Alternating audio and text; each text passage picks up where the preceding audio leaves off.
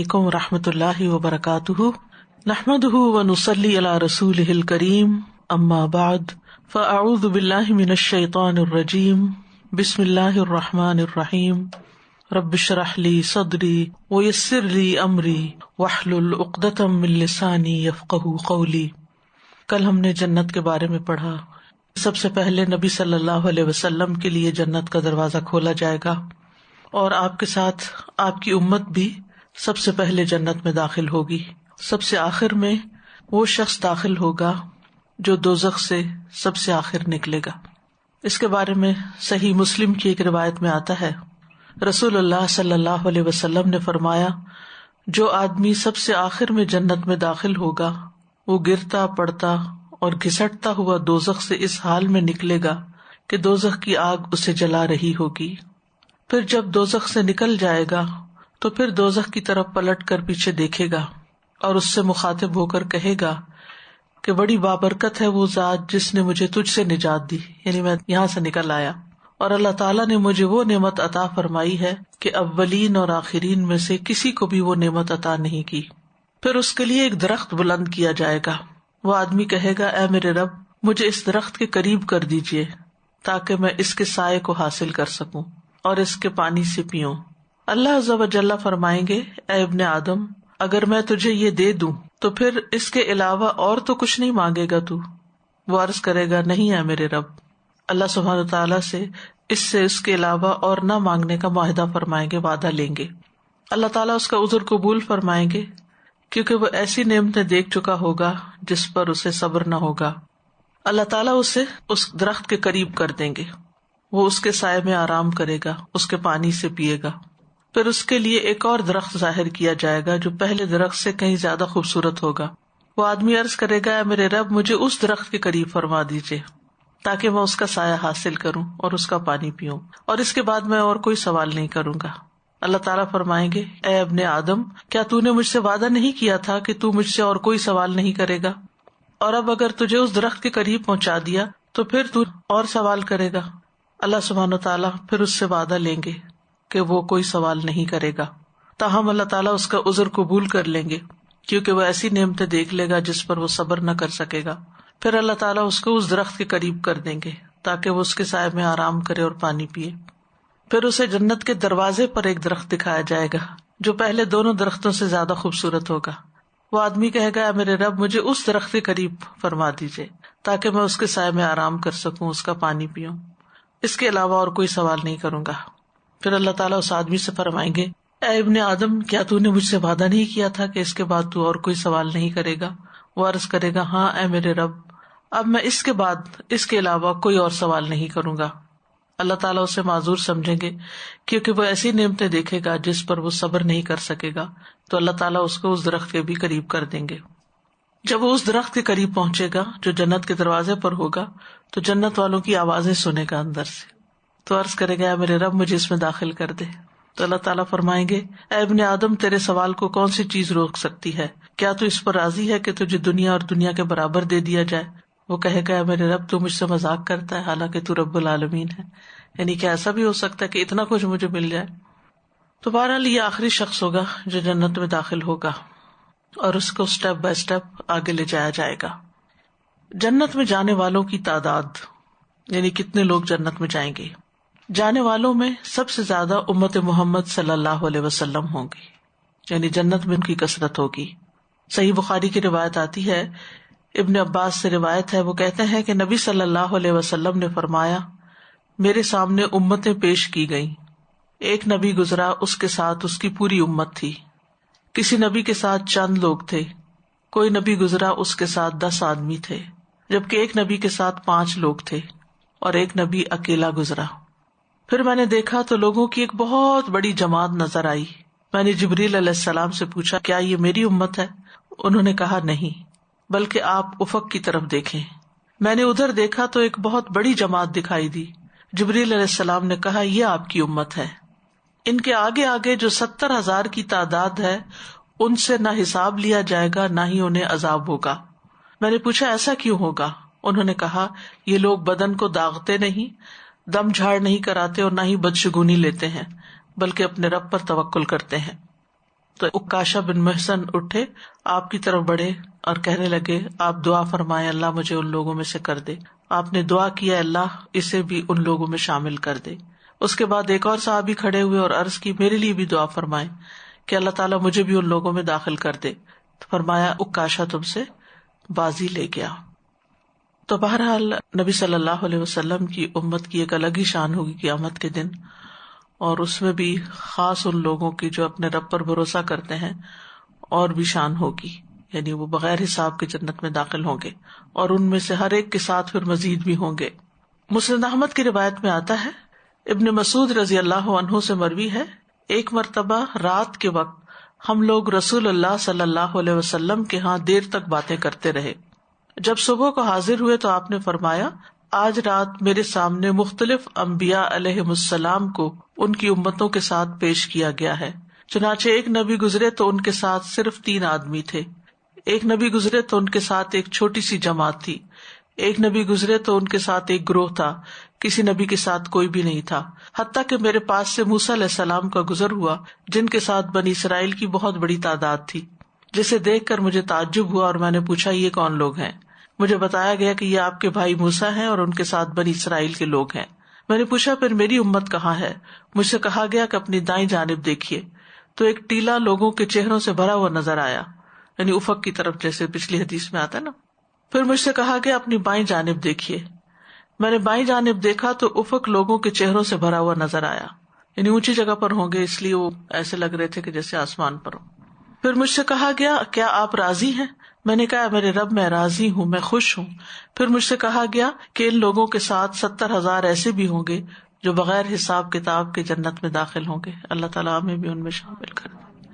آپ صلی اللہ علیہ وسلم نے صحابہ سے فرمایا تم پر میرے ماں باپ قربان ہوں، اگر تم 70,000 افراد والوں میں شامل ہو سکو تو ایسا ہی کرو، اگر اس کی استطاعت نہ ہو تو ٹیلے والوں میں شامل ہو جاؤ، تھوڑے اور اونچی جگہ پر ہوں گے، اور اگر یہ بھی نہ کر سکو تو افق والوں میں شامل ہو جاؤ، کیونکہ میں نے وہاں بہت سے لوگوں کو ملتے ہوئے دیکھا ہے. رسول اللہ صلی اللہ علیہ وسلم نے فرمایا، یہ صحیح بخاری کی روایت ہے، اس ذات کی قسم جس کے ہاتھ میں میری جان ہے، مجھے امید ہے کہ تم جنت والوں کا 1/4 ہوگے. ہم نے اللہ اکبر کہا تو آپ نے فرمایا مجھے امید ہے کہ تم جنت والوں کا 1/3 ہوگے، 1/3. ہم نے اللہ اکبر کہا تو آپ نے فرمایا مجھے امید ہے کہ تم تمام جنت والوں کے آدھے ہوگے.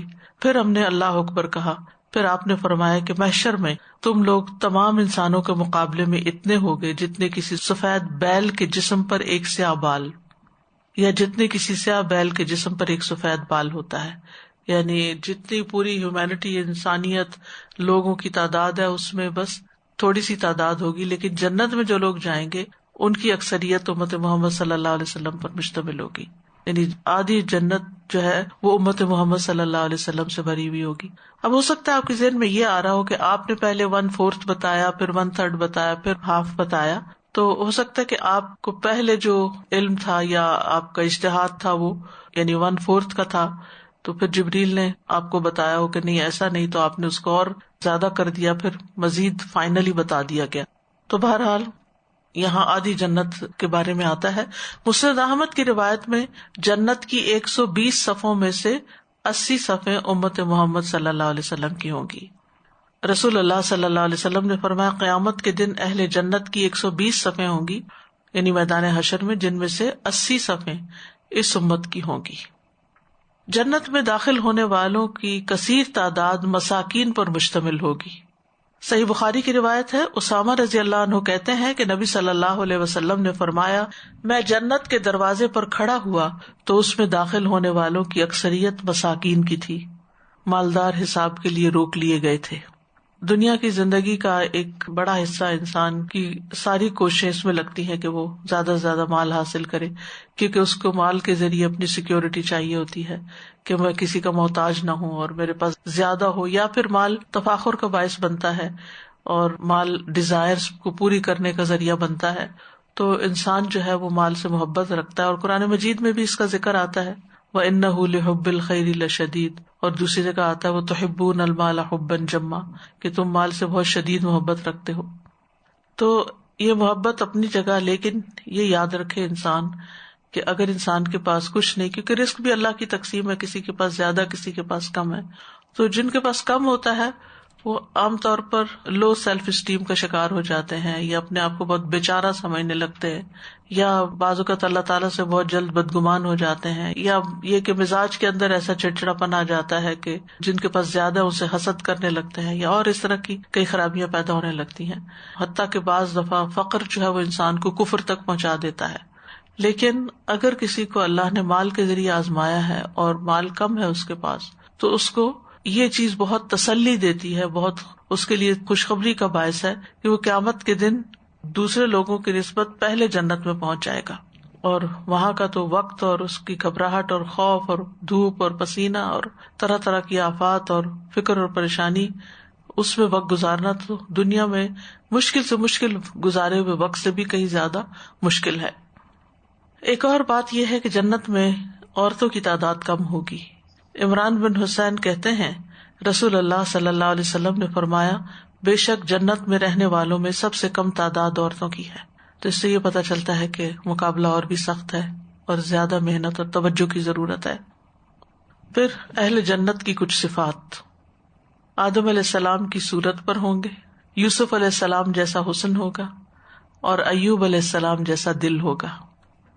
رسول اللہ صلی اللہ علیہ وسلم نے فرمایا، آدمی اپنی تخلیق کی تکمیل سے پہلے یعنی نامکمل حالت میں مر جائے، جیسے ماں کے پیٹ میں کوئی بچہ مر جاتا ہے اور اس کے ابھی اعضاء پوری طرح نہیں بنے ہوتے، یا انتہائی عمر رسیدہ ہو کر انتہائی بوڑھا ہونے پھر بچہ بن گیا، اور لوگ ان دو کے درمیان ہی ہوتے ہیں، تو ان سب کو چاہے کوئی بالکل چھوٹا بچہ ماں کے پیٹ میں مرا ہے یا کوئی انتہائی بوڑھا ہو کے مرا ہے، سب کو جب قیامت کے دن اٹھایا جائے گا اور جنت میں جن کو داخل کیا جائے گا تو 33 سال کی عمر کا جوان بنا کر اٹھایا جائے گا۔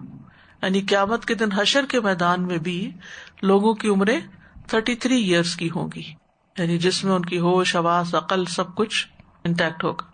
اگر وہ جنتی ہوا تو آدم علیہ السلام کی ساخت یعنی لمبا چوڑا، آدم علیہ السلام کی ساخت کو اس لیے بھی رکھا گیا کہ اللہ سبحانہ وتعالیٰ نے ان کو اپنے ہاتھ سے بنایا تھا جتنا بھی بنایا۔ یوسف علیہ السلام کی صورت اور ایوب علیہ السلام کے دل پر ہوگا۔ ایوب علیہ السلام کا دل ایسا تھا کہ جس میں کوئی شکوہ نہیں تھا، کوئی شکایت نہیں تھی، صبر ہی صبر تھا۔ پھر اسی طرح 60 ہاتھ لمبا قد ہوگا۔ رسول اللہ صلی اللہ علیہ وسلم نے فرمایا، صحیح بخاری کی روایت ہے کہ جنت میں سب کی صورتیں ایک ہوں گی، یعنی اپنے والد آدم علیہ السلام کے قد و قامت پر 60 ہاتھ اونچے ہوں گے۔ تو پھر اس سے یہ پتہ چلتا ہے کہ اگر 60 ہاتھ اونچے ہیں، کیونکہ اہل جہنم کا بھی ہم نے پڑھا نا کہ ان کا جسم بہت بڑا ہو جائے گا، یعنی اگر جہنم والوں میں سے کوئی بیٹھے گا تو اتنی جگہ چاہیے ہوگی جتنی مکہ اور مدینہ کے درمیان ہے، اتنا موٹا ہو جائے گا وہ۔ آپ سوچئے کہ 4 گھنٹے تقریباً لگتے ہیں تیز رفتار کار کو مکہ سے مدینہ پہنچتے ہوئے۔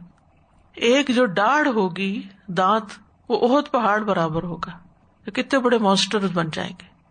اور 2 شانوں کے درمیان کا فاصلہ 3 دن تک تیز گھڑ سوار دوڑتا رہے تو اتنا، یعنی کہ سائز بڑا ہو جائے گا۔ اور کھال جو ہے اسکن، وہ 70 ہاتھ چوڑی ہو جائے گی، یعنی اسکن بھی بہت موٹی ہو جائے گی تاکہ وہ زیادہ سے زیادہ عذاب اس پر محسوس کر سکے۔ اور پھر یہ کہ جب وہ جہنم میں پانی پیئیں گے تو جیسے سورۃ الواقعہ میں آتا ہے، فشاربون شرب الہیم ھذا نزلہم یوم الدین، کہ وہ اس طرح پیئیں گے جیسے پیاسا اونٹ پیتا ہے، حالانکہ وہ کھولتا پانی ہوگا۔ تو اونٹ آپ کو معلوم ہے کہ کتنا زیادہ پانی اپنے اندر سٹور کر لیتا ہے، اور پھر یہ کہ جتنا انسان کا قد بت بڑا ہوتا ہے اتنی بھوک زیادہ لگتی ہے، اور جب بھوک زیادہ لگتی ہے تو پھر انسان کو جو ملے کھانا شروع کر دیتا ہے۔ اور وہاں پر جو ہم نے مختلف کھانے پڑھے ان کے کہ غساق ہوگا، غسلین ہوگا، سدید ہوگا۔ غساق جو ہے نا غسق اللیل سے ہے۔ غسق اللیل کیا ہوتا ہے؟ رات کا اندھیرا، یعنی جو کھانے والی چیز ہوگی، جہنمیوں کا جو گند بلا ہوگا، سیکریشنز ہوگی، اس کا رنگ بھی سیاہ ہوگا، یعنی جو کھانے کی چیز ہوگی وہ بھی سیاہ رنگ کی ہوگی۔ اور غسلین جو ہے وہ جو بھی پسینہ، پانی جو نکل رہا ہوگا، اور اسی طرح سدید جو زخموں کے اندر سے اوز کرتا ہے، وہ سب کچھ۔ بہرحال پھر پیچھے چلے گئے ہم، جہنم والوں کا تذکرہ ہو گیا۔ اصل میں قرآن مجید کا انداز یہ ہے کہ جنت و جہنم دونوں ساتھ ساتھ آتے ہیں، تو وہ پھر کمپیریزن بہت اچھا ہو جاتا ہے۔ ہم چونکہ فوکس کر کے ایک چیز کے اوپر کنسنٹریٹ کر رہے تھے، پھر دوسری چیز کو دیکھ رہے ہیں. تو یہ بتانے کا مقصد یہ ہے کہ جہنمی تو بہت ہی موٹے ہو جائیں گے، بہت موٹے، بہت ہیوج، تاکہ زیادہ سزا سے. لیکن جنتیوں کو بھی ایک مناسب بڑا قد بت دیا جائے گا تاکہ وہ بھی زیادہ سے زیادہ نعمتوں کو انجوائے کر سکیں. صحیح بخاری میں آتا ہے کہ سب کی صورتیں ایک ہوں گی، یعنی اپنے والد آدم علیہ السلام کے قد و قامت پر 60 ہاتھ اونچے ہوں گے. پھر بے ریش ہوں گے، یعنی بغیر داڑھی کے ہوں گے.